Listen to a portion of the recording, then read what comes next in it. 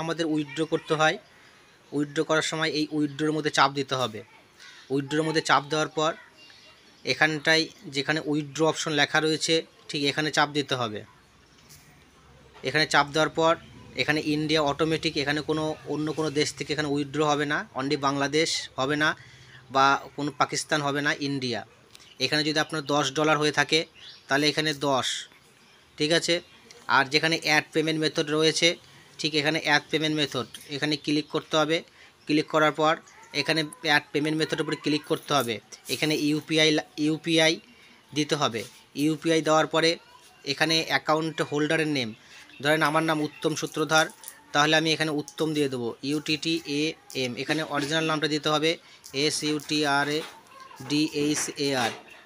তারপরে UPI ID নাম্বারটা এখানে বসাতে হবে। আমার ইউপিআই আইডি নাম্বারটা আমি বসাই দিচ্ছি 9932555268। এরপর একটা স্ক্রিনশট দিতে বলছে, এই স্ক্রিনশটটা আমাদেরকে ওই স্ক্রিনশটটা দিতে হবে। আর এখানে আরেকটা কথা লিখতে হবে, ইউপিআই আইডি নাম্বারের পরেও আরেকটা সংখ্যা হয়, যেমন হচ্ছে @PAYTM। আর এখানে স্ক্রিনশট একটা দিতে হয়। এখানে স্ক্রিনশট হিসাবে যে অ্যাকাউন্টে টাকাটা আসবে সেই অ্যাকাউন্টের স্ক্রিনশটটা এখানে দিতে হবে। এখানে দেওয়ার পরে এখানে কমপ্লিট বাটনে ক্লিক করলাম, এখানে রাইট বাটনে ক্লিক করলাম, এখানে স্ক্রিনশটটা নিয়ে নিলাম।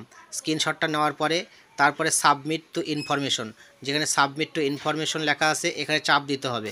এখানে যখন চাপ দেওয়া হবে, চাপ দিলে পরে এখানে সাবমিট হয়ে গেল। সাবমিট হয়ে যাওয়ার পরে এবার আমরা এখানে উইথড্রর উপরে ক্লিক করব, কনফার্ম বাটনে ক্লিক করব এবং আপনার হচ্ছে যে আর একটা অপশন বলবে যে আপনার নাম্বারটা আপনার ফোন নাম্বারের সঙ্গে অ্যাটাচড করা আছে কি না।